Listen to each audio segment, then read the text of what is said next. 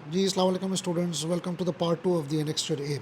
अच्छा, हमने part A के अंदर ये पढ़ा था कि कोविड के अंदर यानी कि एनेक्स्टेड ए के अंदर जो इसका मेन पार्ट है, आ, उसके अंदर यानी कि एनेक्स्टेड ए का जो मेन कोर है वो कोविड है। कोविड के अंदर हमें पांच चीज़ें पढ़नी है। 6 प्रिंसिपल्स, 3 प्रिंसिपल्स, 6 प्रिंसिपल हमें पढ़ना है गवर्नेंस सिस्टम के, 3 प्रिंसिपल्स पढ़ने में गवर्नेंस फ्रेमवर्क के, 7 कंपोनेंट्स पढ़ने हैं, गोल्स कैस्केड पढ़ना है, परफॉर्मेंस मेजरमेंट पढ़नी है। अच्छा, अब हम बात करेंगे सबसे पहले 6 प्रिंसिपल्स के अंदर। अच्छा, यहाँ पे एक और बात मैं आपको बताऊँ, 6 प्रिंसिपल जो ये गवर्नेंस सिस्टम है ना, ये एक्चुअली बताते हैं आपको इनसाइड द सिस्टम, सिस्टम के अंदर, एंटिटी के अंदर, ऑर्गेनाइजेशन के अंदर कौन सी ऐसी खसूसियत होनी चाहिए। 6 प्रिंसिपल्स यानी कि जैसे मैंने आपको बताया था कि बच्चे के अंदर क्या क्वालिटी होनी चाहिए इनसाइड। और 3 प्रिंसिपल जो है वो आई कैप का स्ट्रक्चर बताएगा। तो 3 प्रिंसिपल कोविड के गवर्नेंस के फ्रेमवर्क के इटसेल्फ के बारे में बताएगा कि उसका फ्रेमवर्क जो है वो कैसा होना चाहिए। फिर कंपोनेंट्स के ऊपर हमने रिसोर्स के ऊपर बात करी थी, गोल्स के अंदर हमने अलाइनमेंट के ऊपर बात करनी है, और परफॉर्मेंस मेजरमेंट के अंदर हमें ये बात करनी है कि इनकी परफॉर्मेंस कैसे मेजर करनी है। तो सबसे पहले हम 6 प्रिंसिपल के ऊपर बात करते हैं कि सर ये जो 6 प्रिंसिपल है ये अपने आप में क्या है, और ऐसे कौन कौन सी प्रिंसिपल्स होनी चाहिए ऑर्गेनाइजेशन के अंदर जो कि ऑर्गेनाइजेशन को काबिल बनाती है कोविड को ऑप्ट करने की। तो नंबर 1 जो हमारे पास प्रिंसिपल है ना, वो है कि भाई ये कोविड का जो फ्रेमवर्क है ना, ये स्टेक होल्डर को वैल्यू प्रोवाइड करे। सबसे पहले आपने दिमाग में ये रखना है कि it should provide stakeholder a value.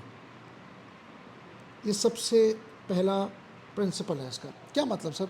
मतलब ये है कि अगर एक, अच्छा अब आप हर एंगल को आईटी के एंगल पे सोचेंगे, इसका क्या मतलब हुआ? इसका मतलब ये हो गया कि अगर आप एक कंपनी जो है या एक एंटिटी जो है वो ईआरपी के अंदर इन्वेस्टमेंट करती है, यानी कि इन्वेस्टिंग इन ईआरपी, तो it must improve efficiency and profit. It यानी कि इन्वेस्टिंग अगर ईआरपी पे किया जा रहा है तो इट शुड इम्प्रूव क्या, एफिशिएंसी एंड प्रॉफिट, तभी तो स्टेक होल्डर को वैल्यू प्रोवाइड होगी। अदरवाइज कैसे वैल्यू प्रोवाइड होगी? तो ये दिमाग में रखिएगा। ये खाली ऐसा नहीं होना चाहिए कि एक नॉन फाइनेंशियल एंगल है उसमें कि भाई ठीक है हमने ईआरपी सिस्टम के अंदर इन्वेस्टमेंट किया तो बड़ा कॉस्मेटिक मेजर आया और हम बड़े अच्छे लगने लगे। नहीं, स्टेक होल्डर को वैल्यू प्रोवाइड होनी चाहिए। कैसे प्रोवाइड होगी? ईआरपी सिस्टम के अंदर आपने इन्वेस्टमेंट करी, और ईआरपी सिस्टम पे जब आपने इन्वेस्टमेंट करी तो आपके तमाम अक्रॉस द एंटिटी आपके तमाम प्रोसेस स्ट्रीमलाइन हो गए। तो जो काम पहले 4-6 घंटे में होता था अब वो 2 घंटे में हो गया। आपको प्रोडक्ट सर्च करने से लेकर, प्रोडक्ट की एंट्री से लेकर, प्रोडक्ट की क्यूरी से लेकर, प्रोडक्ट की हर चीज़ आपको एक एक साथ मिल गई, जल्दी मिल गई। जिससे हुआ ये कि आपका मैन पावर बचा। जब मैन पावर बचा तो सिस्टम जो है वो जल्दी काम करने लगा, कस्टमर ज़्यादा जल्दी सेटिस्फाई हुआ और उससे रेवेन्यू बढ़ा और उससे प्रॉफिट बढ़ा। तो बात ये है कि आपने जब भी ईआरपी के बारे में सोचना है, कभी भी कोई भी टेक्नोलॉजिकल के बारे में सोचना है, तो it should provide stakeholder value, otherwise stakeholder उसको फंड ही नहीं करेंगे या शेयर होल्डर उसको फंड ही नहीं करेंगे। तो पहली बात तो ये। दूसरी बात, जो दूसरा प्रिंसिपल है वो ये है कि भाई हॉलिस्टिक अप्रोच होनी चाहिए। जब भी आप किसी भी आईटी के फ्रेमवर्क को ऑप्ट करेंगे तो इसके अंदर एक ऑर्गेनाइजेशन के अंदर एक हॉलिस्टिक अप्रोच होनी चाहिए। मतलब क्या कि खाली ऐसा नहीं कि आपने खाली आईटी में इन्वेस्टमेंट करना, नहीं। जब भी आप आईटी के अंदर इन्वेस्टमेंट करेंगे या कोई गवर्नेंस की बात करेंगे, यानी कि मेरे कहने का मतलब है 17 के 17 चैप्टर में जब भी आप किसी चीज़ की बात करेंगे तो खाली वो सिस्टम के ऊपर बात नहीं होगी, लेकिन आप उसमें क्या करेंगे, आप उस पर लोगों के बारे में भी सोचेंगे, आप उसको प्रोसेस के बारे में भी सोचेंगे, प्रोसेसेस के बारे में भी सोचेंगे, आप उसके अंदर कल्चर के बारे में भी सोचेंगे, आप और आप उसके अंदर टेक्नोलॉजी के बारे में तो सोच ही रहे। तो ऐसा नहीं कि खाली टेक्नोलॉजी के बारे में सोचेंगे, नहीं, आप तमाम चीज़ों को साथ लेकर सोचेंगे। इसका क्या मतलब हुआ? इसका मतलब ये हो गया कि अगर एक ऑर्गेनाइजेशन अपनी साइबर सिक्योरिटी के अंदर इन्वेस्टमेंट करती है तो खाली वो सॉफ्टवेयर के अंदर इन्वेस्टमेंट नहीं करेगी। यानी कि भाई चलो एक ऐसा सॉफ्टवेयर हम इन्वेस्टमेंट कर दें जिससे हमारे पास एंटीवायरसेस ब्लॉक हो जाए, नहीं। सर आप पॉलिसीज़ के बारे में भी सोचेंगे, हॉलिस्टिक व्यू लेंगे, एक बर्ड्स व्यू लेंगे। नंबर 2, आप अपने एम्प्लॉय की ट्रेनिंग के बारे में भी सोचेंगे। थर्ड, आप उस पूरे प्रोसेस को मॉनिटर भी कर रहे होंगे और साथ साथ आप उसका ऑडिट भी कर रहे होंगे। तो एक हॉलिस्टिक अप्रोच पे हम बात करेंगे। तीसरा प्रिंसिपल जो कि इम्पोर्टेंट प्रिंसिपल है वो ये है कि आपका सिस्टम जो है ना वो डायनामिक होना चाहिए। यानी कि आपके अंदर, ऑर्गेनाइजेशन के अंदर एक डायनेमिक कैपेबिलिटी होनी चाहिए। अब इसका क्या मतलब है भाई? सर इसका मतलब ये है कि अगर कोई भी नया डाटा, कोई लॉ आता है तो ऑर्गेनाइजेशन को फ़ौरन उसको ऑप्ट करना है। मतलब कि सर अगर कोई भी, if any new data loss comes in, तो ऑर्गेनाइजेशन को देर नहीं करनी, बल्कि ऑर्गेनाइजेशन को क्या करना है कि अपनी पॉलिसीज़ को ऑप्ट करना है। Company needs to update its policies, उसको डायनेमिक होना चाहिए। याद रखिएगा, हम गवर्नेंस का 6 प्रिंसिपल गवर्नेंस के सिस्टम के ऊपर पढ़ रहे हैं कि ऑर्गेनाइजेशन के अंदर क्या ऐसी चीज़ें होनी चाहिए। खाली पैसा होना या सॉफ्टवेयर के अंदर इन्वेस्टमेंट करना काफ़ी नहीं है। ये आपके पास जो है ना, वो ये प्रिंसिपल्स होना चाहिए ऑर्गेनाइजेशन के अंदर, जब वो जाके कोविड को ऑप्ट कर सकती है। चौथा, गवर्नेंस को मैनेजमेंट से डिस्टिंक्ट करें। ये कौन बताता है हमें? ये आपको कोविड का फ्रेम, कोविड बताता है कि भाई सबसे पहले अपने आप को सुधारो, पहले एंटिटी अपने आप को सुधारे, फिर मैं आऊँगा। तो ये आप एंटिटी के स्ट्रक्चर को थोड़ा सा बेहतर करने की कोशिश कर रहे हैं कि गवर्नमेंट जो है वो सेपरेट होनी चाहिए। किससे? From management. अब इसका क्या मतलब है? इसका मतलब भी समझ लेते हैं, यानी कि दोनों के दरमियान में डिवोर्स होनी चाहिए। अब इसका मतलब ये है कि सर अगर फॉर एग्जांपल हमारे पास एक था स्ट्रेटेजिकल लेवल, अगर स्ट्रेटेजिकल लेवल डायरेक्शन सेट करता है ना, तो स्ट्रेटेजिकल लेवल ही ऑपरेशन एग्जीक्यूट नहीं करेगा। ऑपरेशन एग्जीक्यूट जो करेगा ना, वो कौन करेगा? Tactical level. ये इम्प्लीमेंट करेगा। बस इसमें सिर्फ अपने दिमाग में ये रखना है कि गवर्नेंस को मैनेजमेंट से सेपरेट करना है। ये स्ट्रेटेजिकल लेवल डिसाइड करेगा और ये टेक्टिकल होगा, दोनों एक नहीं होंगे। ठीक है? तो अगर बोर्ड आपका रिस्क मैनेजमेंट को इम्प्लीमेंट करता है तो मैनेजर इसको, बोर्ड अगर डिसाइड करता है कि रिस्क मैनेजमेंट को इम्प्लीमेंट करना है, तो मैनेजर एक्चुअल में उसको क्या करेगा? इम्प्लीमेंट करेगा। अच्छा, उसके बाद सरकार हमारे पास है फिफ्थ में क्या है सर? फिफ्थ में ये है कि आपकी जो भी इन्वेस्टमेंट आप कर रहे हैं, आप जो भी काम कर रहे हैं आईटी से रिलेटेड, उसको टेलर होना चाहिए, टेलर टू एंटरप्राइज नीड्स। ये भी दिमाग में रखिएगा। अब एंटरप्राइज नीड्स का मतलब क्या है सर? सर एंटरप्राइज नीड्स का मतलब ये है कि जो भी हम काम कर रहे हैं उसको हमारी नीड के हिसाब से होना चाहिए। मतलब मैं इसे इसलिए ना करूँ कि मेरे कॉम्पिटिटर ने कर लिया, भाई आपकी तो नीड ही नहीं है। समझ आ रही बात? तो कोई भी आप काम करें उसको, आपको उसको अपनी नीड के हिसाब से करना है। इसका सिंपल मतलब ये है कि सर स्टार्टअप्स जो होते हैं ना, स्टार्टअप्स की जो नीड होती है वो डिफरेंट होती है फ्रॉम मल्टीनेशनल कंपनीज, एमएनसीज, इनसे डिफरेंट होती है। तो जो स्टार्टअप आईटी पे इन्वेस्टमेंट करेगा वो एज़ पर नीड करेगा, एमएनसी जो करेगा वो एज़ पर नीड करेगा। उसके बाद सर हमारे पास जो फिफ्थ है वो है end to end governance. End to end governance, हमारे पास एंड टू एंड गवर्नेंस होनी चाहिए। अब एंड टू एंड गवर्नेंस का मतलब ये है सर कि खाली ऐसा ना हो कि यार खाली आईटी में इन्वेस्टमेंट करते वक्त आप खाली आईटी डिपार्टमेंट को सुधारें, नहीं, and to end governance.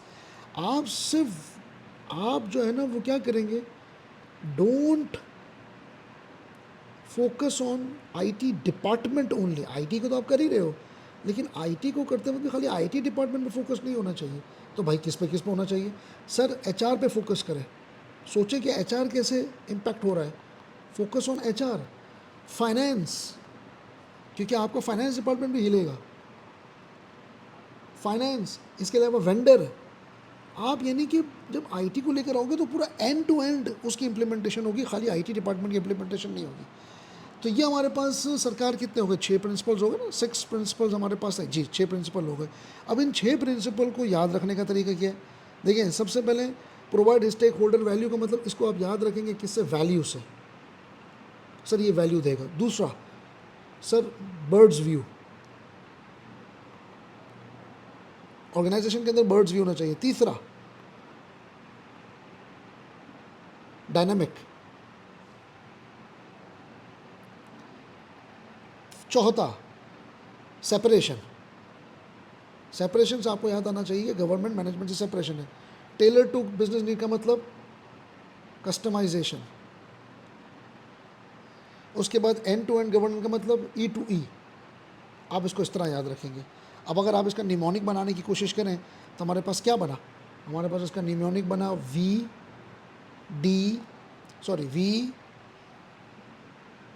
B, सबका अगर पहला पहला वर्ड उठाएं आप, वी बी डी, उसके बाद आपके पास बना SCE, अब इस तरह याद रखेंगे, V से वैल्यू, B से बर्ड्स व्यू, D से डायनेमिक, S से सेपरेशन, C से कस्टमाइजेशन, E से end to end, VBD SCE, ये इसका सरकार निमोनिक बनेगा। इससे आप ये 6 प्रिंसिपल को याद रखेंगे, ठीक है जी। तो इस तरीके से हम दिमाग में रखे होंगे। अच्छा, अब आते हैं दूसरे एरिया के अंदर कि भाई कोविड का फ्रेमवर्क के अंदर क्या प्रिंसिपल्स होने चाहिए। 3 प्रिंसिपल्स, कौन कौन से सरकार 3 प्रिंसिपल्स हैं हमारे पास? 3 प्रिंसिपल्स कोविड के होने चाहिए भाई। नंबर 1, सबसे पहले कोविड का जो है ना वो ओपन एंड फ्लेक्सिबल, मतलब कोविड जो है ना वो ओपन एंड फ्लेक्सिबल है। 3 प्रिंसिपल्स गवर्नेंस फ्रेमवर्क के होने चाहिए जो कि कोविड इसमें पूरा उतरता है। हाँ भाई, वो क्या है? सबसे पहले हमारे पास है ओपन एंड फ्लेक्सिबल। जैसे मैं आपको कहूँ कि हम ICAP का स्ट्रक्चर पढ़ रहे थे ना इसके अंदर, तो मैं आपसे कहूँ कि ICAP का स्ट्रक्चर ओपन एंड फ्लेक्सिबल है। भाई कैसे ओपन एंड फ्लेक्सिबल है? देखिए ना, फाइनेंस क्वालिफिकेशन के अंदर IT का सब्जेक्ट लेकर आ गए, तो इसी तरीके से कोविड फ्रेमवर्क भी ओपन एंड फ्लेक्सिबल है। क्या मतलब ओपन एंड फ्रेमवर्क? सर ये आराम से क्या कर सकता है, ये इंटीग्रेट कर सकता है तमाम फ्रेमवर्क्स के साथ, मतलब ये आराम से इसकी इंटीग्रेशन हो सकती है। ये अपने आप को ऑप्ट कर लेता है। क्या कर लेता है? ऑप्ट। जैसे कि फॉर एग्जांपल इंटीग्रेशन, ये ISO के साथ इंटीग्रेट कर लेता है। ये हमारे पास एक दूसरा फ्रेमवर्क है ITIL, इसके साथ कर लेता है। ये हमारे पास NIST जो साइबर सिक्योरिटी का फ्रेमवर्क है मेरा ख्याल है, तो ये उसके साथ भी कर लेता है। मतलब very much open and flexible. Number 2, ये दूसरे स्टैंडर्ड्स के साथ भी ये क्या कर लेता है, इसकी अलाइनमेंट हो जाती है। अलाइनमेंट टू मेजर स्टैंडर्ड्स, जैसे कि फॉर एग्जांपल ISO 27001 जो है, ठीक है, ये उसके साथ भी स्टैंडर्ड्स फिट कर लेते हैं। इसका मतलब क्या हुआ? क्या सर अगर फॉर एग्जांपल कंपनी ISO 27001 भी फॉलो कर रही है तो कोविड उसके साथ भी फिट है? कोविड उसके साथ भी फिट हो जाएगा, इसलिए क्योंकि कोविड और इन स्टैंडर्ड्स के जो जो जो गोल है ना वो सेम है। तो ऐसा नहीं कि वो उसके साथ फिट नहीं होगा। फॉर एग्जांपल अगर मैं आपको कहूँ एक मैन्युफैक्चरिंग कंपनी है, उसके अंदर भी एक चार्टर्ड अकाउंटेंट फिट हो जाएगा, लेकिन अगर एक सॉफ्टवेयर हाउस है उसके अंदर भी चार्टर्ड अकाउंटेंट फिट हो जाएगा, एक फार्मा है उसके अंदर भी चार्टर्ड अकाउंटेंट फिट हो जाएगा। इसलिए क्योंकि चार्टर्ड अकाउंटेंट की क्वालिफिकेशन ICAP का स्ट्रक्चर ऐसा है कि उसने हर पेपर को इस तरह टारगेट किया हुआ है कि आपका हर सेक्टर के अंदर एक चार्टर्ड अकाउंटेंट की ज़रूरत है। तो मैं अगर आपसे, और चार्टर्ड अकाउंटेंसी का जो स्ट्रक्चर है वो ओपन भी है, फ्लेक्सिबल भी है, और वो दुनिया के तमाम कंपनी के अंदर सिर्फ लोकल नहीं बल्कि ग्लोबल लेवल के ऊपर भी एक चार्टर्ड अकाउंटेंट फिट हो जाएगा। तो हम ये ICAP का स्ट्रक्चर पढ़ रहे हैं, हम ये कोविड गवर्नेंस का स्ट्रक्चर पढ़ रहे हैं कि भाई आप कोई भी काम करेंगे तो हमारा जो फ्रेमवर्क है वो क्या हो जाएगा, वो फिट इन हो जाएगा। अच्छा, तीसरा इसका है कि यार ये बड़ा कॉन्सेप्चुअल मोड के ऊपर डिपेंड करता है, बेस्ड ऑन कॉन्सेप्चुअल मोड। अब इसका क्या मतलब हुआ भाई? सर इसका मतलब ये हो गया कि कोविड का ना बड़ा क्लियर स्ट्रक्चर डिज़ाइन है, तो कंपोनेंट्स भी और रिलेशनशिप भी बड़ा क्लियर है, तो ये बड़ा स्ट्रक्चर्ड है, इसकी हर चीज़ जो है ना बड़ी स्ट्रक्चर्ड है। तो ये 3 चीज़ें जो है ना, ये 3 प्रिंसिपल है कोविड के फ्रेमवर्क है, जैसे मैं आपको बता रहा था कि ICAP के स्ट्रक्चर के। इसको याद रखने का क्या तरीका है सर? इसको याद रखने का तरीका ये है कि सबसे पहले O अलाइनमेंट और कॉन्सेप्चुअल मोड C। तो अगर हम याद रखेंगे OAC तो हमें आराम से याद रह जाएगा कि सर गवर्नेंस फ्रेमवर्क के 3 मेन प्रिंसिपल्स हैं, open and flexible, alignment to major standards and based on conceptual mode, यानी कि स्ट्रक्चर्ड बहुत ज़्यादा है। सर ये इसके 3 प्रिंसिपल्स हमारे पास आ जाते हैं। अब हम बात करते हैं सर कोविड के कंपोनेंट्स के ऊपर, बहुत आसान है। और अब हम बात करेंगे कंपोनेंट्स के ऊपर कि भाई सर ये कंपोनेंट्स क्या चीज़ है। और मैंने आपको बताया था 7 किस्म के कंपोनेंट्स हैं हमारे पास जो कि कोविड आइडेंटिफाई करता है। दैट्स व्हाट कोविड आइडेंटिफाइड, कि सरकार इन चीज़ों की हमें ज़रूरत पड़ेगी। कोविड क्या आइडेंटिफाई करता है कि 7 कंपोनेंट्स हैं जिन चीज़ों की हमें ज़रूरत पड़ेगी। आइए सर पहला इसमें क्या है, इसमें पहला जो है ना वो हमारे पास है प्रोसेस, ठीक है, processes number 1, number 2 organization structure,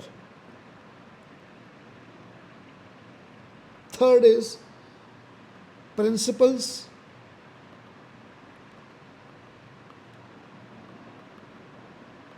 policies and procedures, ये तीसरा। चौथा हमारे पास है इंफॉर्मेशन, ठीक है। पांचवा हमारे पास है culture, ethics and behaviour, culture, ethics and behaviour. अच्छा, छठा हमारे पास है people skill and competence, people skill and हमारे पास है कॉम्पिटेंस। और सातवां हमारे पास है सर्विस इंफ्रास्ट्रक्चर,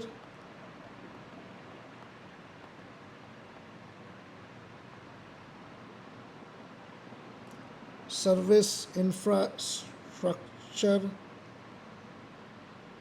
एंड एप्लीकेशन। ये 7 कंपोनेंट्स सर हमारे पास हैं, एक एक करके इनको डिस्कस कर लेते हैं जल्दी जल्दी ताकि हमारे पास आसानी हो। अच्छा, इसकी पहले मैं आपको निमोनिक बता दूँगा सर, इसको कैसे याद रखने का तरीका है। इसको याद रखने का तरीका है POPICPS। देखिए, process, organization structure, principles, policies and procedure, information, culture, people और सर्विस, POPICPS। ये निमोनिक इससे याद रखने का तरीका है। क्या मतलब है सर? सर, ऑर्गेनाइजेशन के अंदर एक रिस्क असेसमेंट का प्रोसीजर होना चाहिए, नंबर 1। नंबर 2, ऑर्गेनाइजेशन के अंदर पूरा IT स्ट्रक्चर की कमेटी होनी चाहिए। थर्ड इज़ ऑर्गेनाइजेशन के अंदर हमारे पास फॉर एग्जांपल एक पासवर्ड है, उसकी पॉलिसी होनी चाहिए, ठीक है। अगर मैं साइबर सिक्योरिटी के सिस्टम की बात करूँ ना, अगर मैं साइबर सिक्योरिटी सिस्टम को अगर एग्जांपल बनाऊँ कि अगर मुझे कोई साइबर सिक्योरिटी सिस्टम लेकर आना है, साइबर सिक्योरिटी सिस्टम, तो मेरे पास क्या क्या चीज़ें होनी चाहिए। ये हम आपको बता दूं कि कंपोनेंट्स का मतलब ये भी है कि स्पेसिफिक ऑर्गेनाइजेशन के पास किसी ख़ास चीज़ से लेकर क्या क्या कंपोनेंट्स होने चाहिए, ठीक है। एक ऊपर जो हमने पढ़ा ना वो बड़ा जनरलाइज था, ठीक है, लेकिन स्पेसिफिक अगर आप कोई सिस्टम इंस्टॉल कर रहे हैं तो ऑर्गेनाइजेशन के पास क्या क्या होना चाहिए। तो जैसे फॉर एग्जांपल अगर मैं साइबर सिक्योरिटी सिस्टम की बात करूं तो भाईजान साइबर सिक्योरिटी सिस्टम से रिलेटेड मेरे पास रिस्क असेसमेंट का प्रोसीजर होना चाहिए। ऑर्गेनाइजेशन स्ट्रक्चर के अंदर मेरे पास IT स्ट्रक्चर की कमेटी होनी चाहिए। प्रिंसिपल पॉलिसीज़ के अंदर पासवर्ड पॉलिसी होनी चाहिए। इन्फॉर्मेशन में मेरे पास रिस्क की रिपोर्ट होनी चाहिए। कल्चर के अंदर सिक्योरिटी अवेयरनेस होनी चाहिए। पीपल के अंदर IT सिक्योरिटी की टीम होनी चाहिए। और इंफ्रास्ट्रक्चर के अंदर फायरवॉल और एंटीवायरस होना चाहिए। मैं यहाँ पे लिख भी देता हूँ ताकि हमें जो है वो आसानी हो जाए।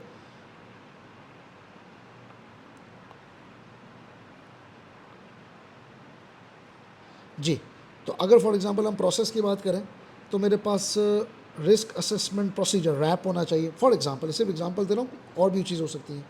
ऑर्गेनाइजेशन स्ट्रक्चर का मतलब ये हो गया कि सर IT की फॉर एग्जांपल सिक्योरिटी टीम होनी चाहिए।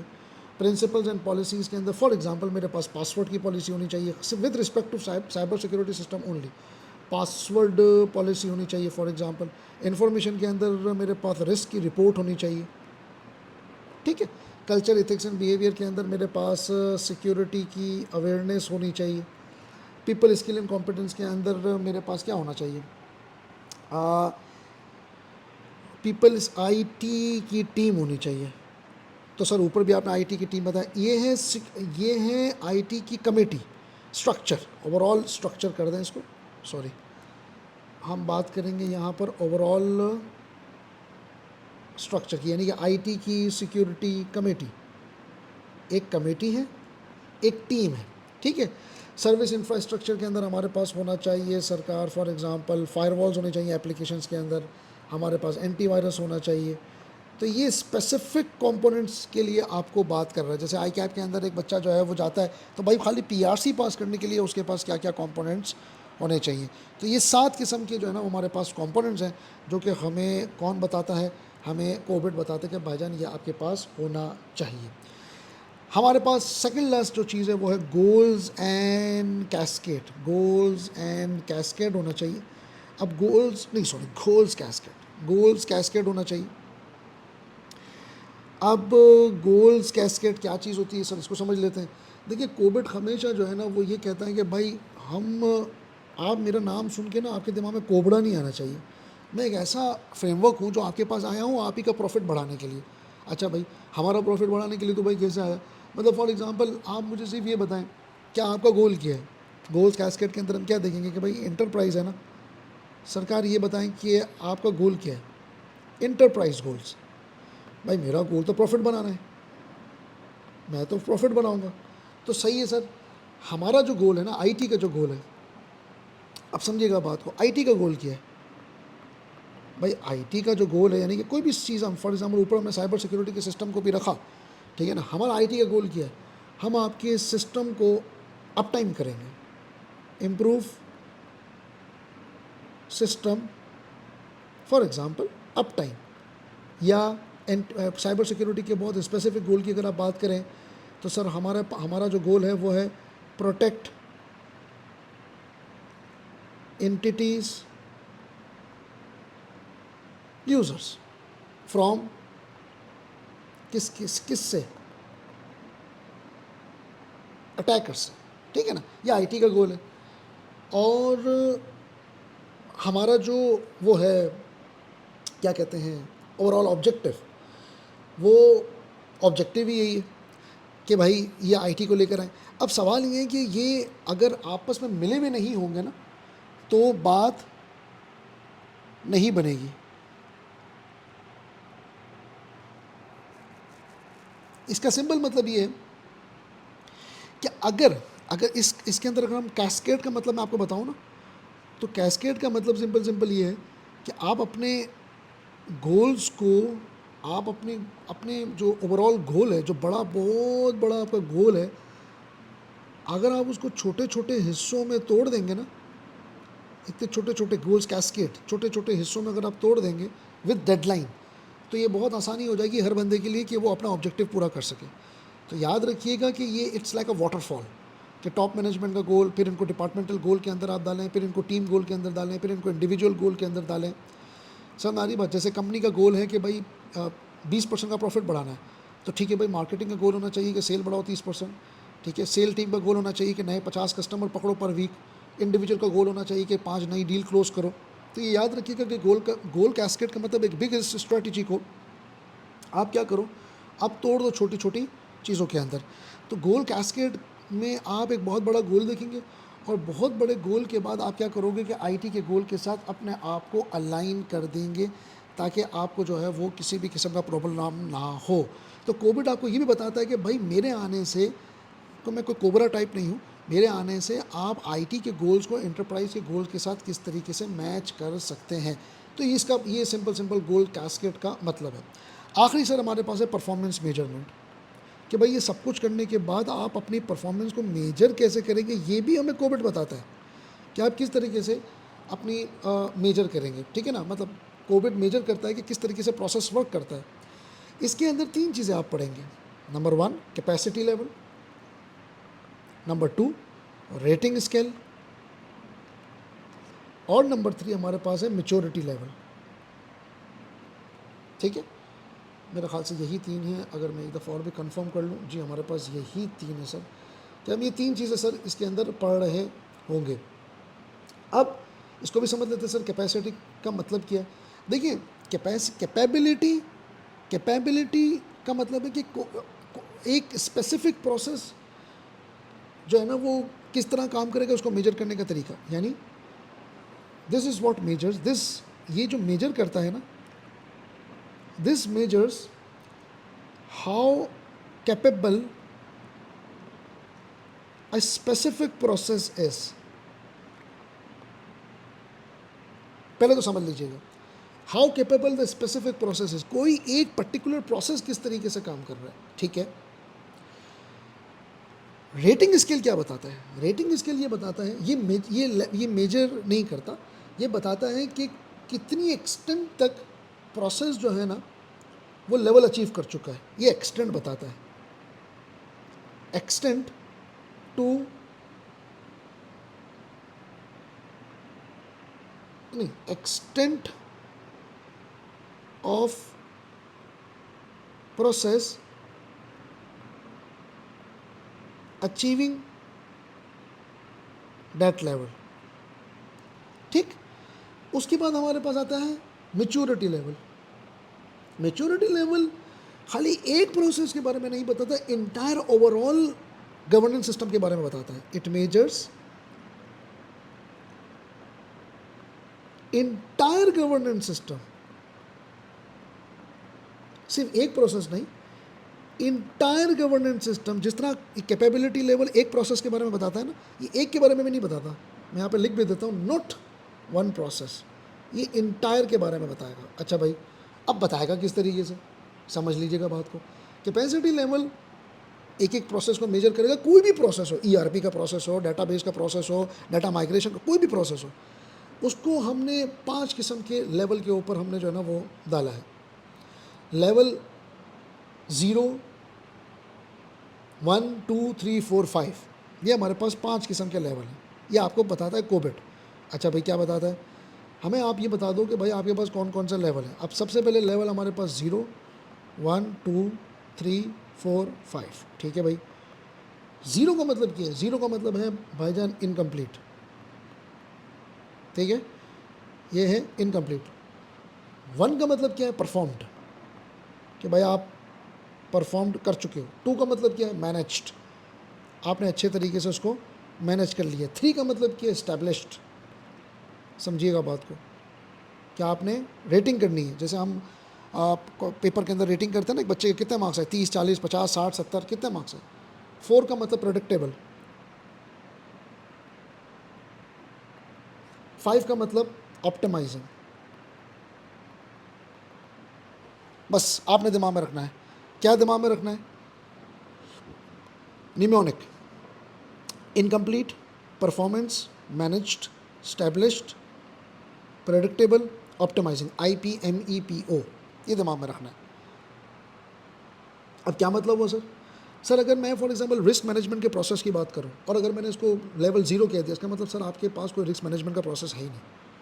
1 कह दूं तो इसका मतलब ये है कि सर आपने मतलब रिस्क को आप हैंडल तो कर रहे हो, बड़ा रैंडमली हैंडल कर रहे हैं, मज़ा नहीं आ रहा, मतलब बड़ा एडहॉक लेवल के ऊपर हैंडल हो रहा है। मैनेज्ड का मतलब सर लेवल 2 रिस्क डॉक्यूमेंट हो गया सर, अब आपने रिस्क को स्ट्रक्चर वे में लाने की कोशिश की है। 3 का मतलब मतलब एक स्टैंडर्ड रिस्क का फ्रेमवर्क आपके पास एग्जिस्ट कर रहा है। अब आपको पता है कि sir ABCD step by step आपको चीज़ें पता है। 4 का मतलब ये है कि सर अब आप रिस्क को मेजर भी कर पा रहे हैं, प्रेडिक्टेबल है। कोई भी परफॉर्मेंस हो रही है तो आप इसको मेजर भी कर पा रहे हैं कि फॉर एग्जांपल वेबसाइट के ऊपर कितना ट्रैफिक आ रहा है, उसमें से फेक ट्रैफिक कितना है, अब आप अल्फाजों के अंदर बता पा रहे हैं, वर्ड्स के अंदर बता पा रहे हैं, क्वान्टिफाइबली भी बता पा रहे हैं। और 5 का मतलब ये कि सर अब आप इसको कंटिन्यूसली इंप्रूव कर रहे हैं। तो कोविड क्या कहता है? कोविड कहता है भाई अगर कोई बंदा, कोई ऑर्गेनाइजेशन यहाँ पर किसी प्रोसेस में है ना, तो उसका तो कोई फ़ायदा ही नहीं है। उसको आराम आराम से इस प्रोसेस पे आना है, कंटिन्यूस इंप्रूवमेंट वाले प्रोसेस पे आना है। बताओ, आपको कंटिन्यूस इंप्रूवमेंट वाले प्रोसेस पे आना है, तब जाके बात बनेगी, अदरवाइज़ बात नहीं बनेगी। तो अगर कोई ऑर्गेनाइजेशन लेवल 5 पर ऑपरेट कर रही है किसी भी पर्टिकुलर प्रोसेस में, तो वाओ काइंड ऑफ चीज़ है। क्लियर हो गई बात? रेटिंग स्केल क्या बताता है? रेटिंग स्केल ये बताता है भाईजान, ये परसेंटेज बेस के ऊपर बात करेगा। इसके अंदर भी हमारे पास 1, 2, 3, 4 लेवल्स हैं, इसको भी देख लेते हैं। क्या लेवल्स हैं सर? एक है आपके पास फुल्ली अचीव्ड, ठीक है सर। दूसरा हमारे पास है लार्जली अचीव्ड, ठीक है सर। तीसरा हमारे पास है पार्शली अचीव्ड, ठीक है सर। और पांचवा हमारे पास है नॉट अचीव्ड। अब इसका क्या क्या मतलब है सर? फुल्ली अचीव्ड का मतलब ये है कि सर जो परसेंटेज आपको कोविड ने बताई है वो बताइए 85 से लेकर 100% तक।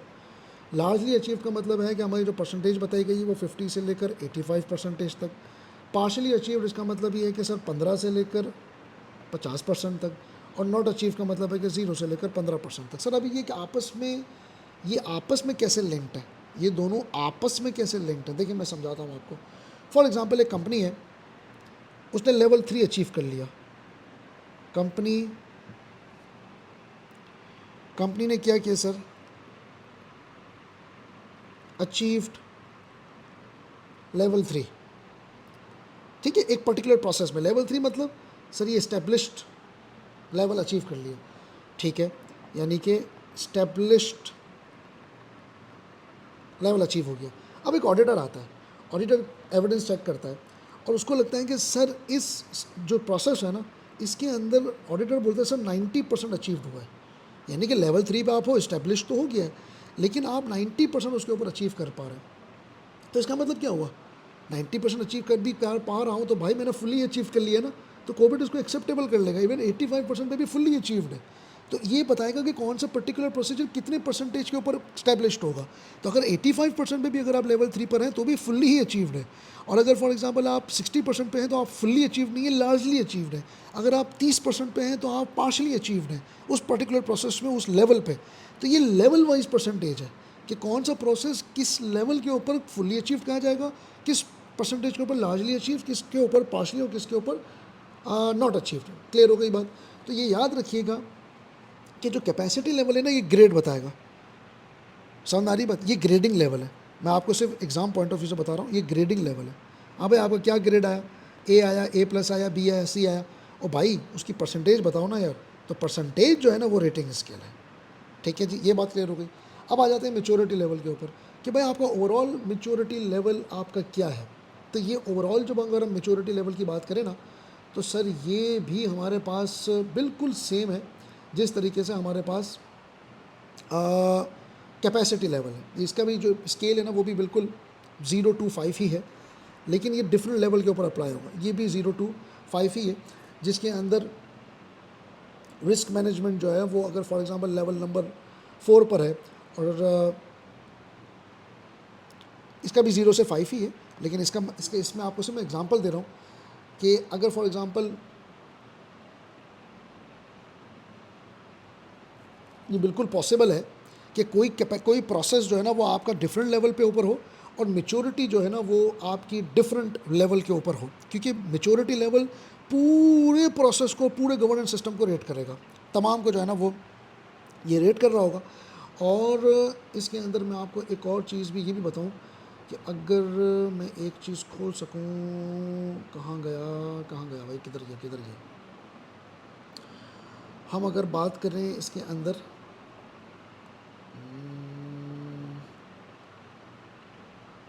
जी, इसकी अगर हम मेच्योरिटी लेवल के ऊपर बात करें तो लेवल 0 का मतलब है कि कोई गवर्नेंस एग्जिस्ट नहीं करता। अच्छा, मैं यहाँ पे लिख नहीं रहा हूँ, सिर्फ बता रहा हूँ, लेवल 0 से लेकर लेवल 5 तक है।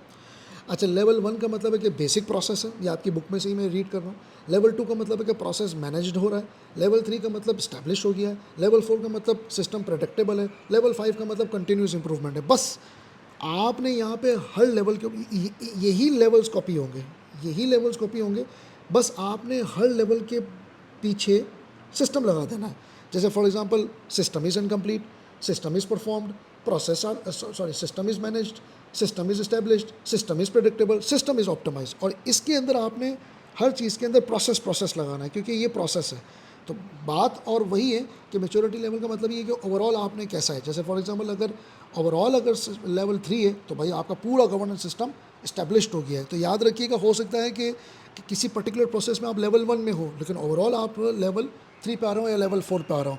तो बेटा that's it as far as the whole annexure A is concern. और इसके अंदर हमने जो 5 चीज़ें पढ़ी, उसके अंदर हमने सबसे पहले 6 प्रिंसिपल पढ़े इनसाइड द ऑर्गेनाइजेशन, फिर 3 प्रिंसिपल पढ़े हमने आपके कोविड के, फिर 7 कंपोनेंट्स पढ़े रिसोर्स और उसकी सिस्टम की नीड के, फिर हमने गोल्स कैस्केड पढ़ा, और फिर उसके बाद हमने परफॉर्मेंस मेजरमेंट पढ़ा। आइए ज़रा सर हम इसके जो है ना वो जल्द से जल्द इसके MCQs भी कर लेते हैं और देखते हैं कि इसके MCQs जो है ना वो आपको मुश्किल लगते हैं या आसान लगते हैं। देखिए, the primary principle of the Covid, the primary purpose of the Covid क्या है?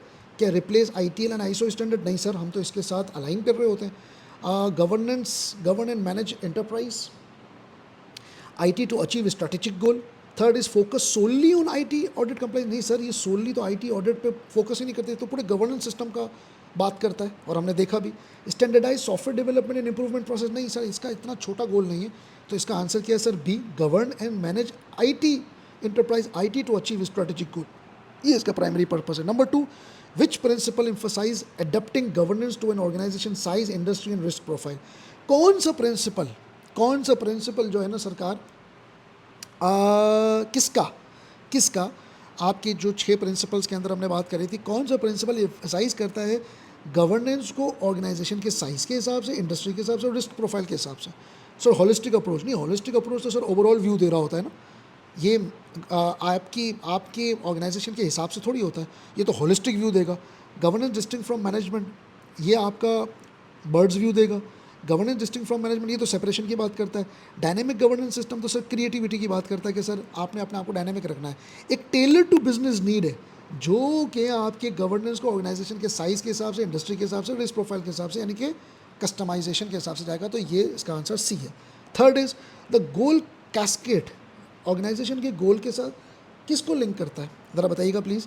आईटी डिपार्टमेंट के बजट को नहीं सर, ऑर्गेनाइजेशन की हायरार्की को नहीं, कंप्लायंस ऑडिट नहीं, अलाइनमेंट गोल्स एंड कोविड ऑब्जेक्टिव, गोल को कोविड ऑब्जेक्टिव के साथ, गोल कैस्केड के अंदर हमने पढ़ा था कि कोविड का जो ऑब्जेक्टिव है वो ऑर्गेनाइजेशन के गोल के साथ अलाइन होना चाहिए। फोर्थ अगर हम पढ़ें at level 3 capacity rating indicates, हाँ भाई अगर हम फोर्थ की बात करें तो हमें पता चलता है कि लेवल 3 एडॉक नहीं है, कंटिन्यूसली इंप्रूवमेंट तो बिल्कुल आखिरी वाला, ये तो बिल्कुल लेवल 5 है, नॉट इम्प्लीमेंटेड लेवल 0 है, एडॉक मेरे ख्याल लेवल 2 था, ये हमारे पास लेवल 3 है, स्टैंडर्ड एंटरप्राइज वाइड। ठीक है। मेच्योरिटी लेवल प्रोसेस असेस क्या करता है sir, maturity level process achieve करता है, खुद सोचे इंडिविजुअल परफॉर्मेंस नहीं, ये तो कैपेसिटी लेवल है। हार्डवेयर रिलायबिलिटी तो सर कहानी ख़त्म हो गई। सॉफ्टवेयर का लाइसेंसिंग कॉस्ट ये भी नहीं है। तो ओवरऑल गवर्नेंस सिस्टम और फोकस एरिया, तो सर इसका भी आंसर बी है। लास्ट हमारे पास a process rated largely achieved at level 2 का मतलब क्या था सर, ये तो सर फुल्ली अचीव्ड था। ये हमारे पास जो 15% से जो नीचे था वो हमारे पास नॉट अचीव था। ऑल रेगुलेटरी कंप्लाइंस आंसर नहीं है, 52 85% sir, that's the correct answer. तो आपकी बुक के अंदर बेटा 6 किस्म के एमसीक्यूज़ दिए हुए थे। मैं समझता हूँ कि अगर आपने यही एमसीक्यूज़ कर लिए और इस पूरी मेरी वीडियो को अगर आपने तरीके से देख लिया तो आपके पास आपका एनेक्स्टर ए जो है ना वो कंप्लीट हो जाएगा। देखिए एग्ज़ाम फोकस की अगर मैं आपको बात करूँ, बल्कि एक काम करते हैं, इसको एनेक्स्चर बी के शुरू में हम बात करेंगे ताकि आपको वहाँ पे कनेक्ट हो जाए कि किस तरीके से एनेक्स्चर्स जो है ना वो एग्जामिन हो सकते हैं। तो बेटा हमने एमसीक्यूज़ भी कर लिए और सारी चीज़ें भी पढ़ ली। अपना बहुत ज़्यादा ख्याल रखिएगा। अस्सलाम वालेकुम, अल्लाह हाफ़िज़।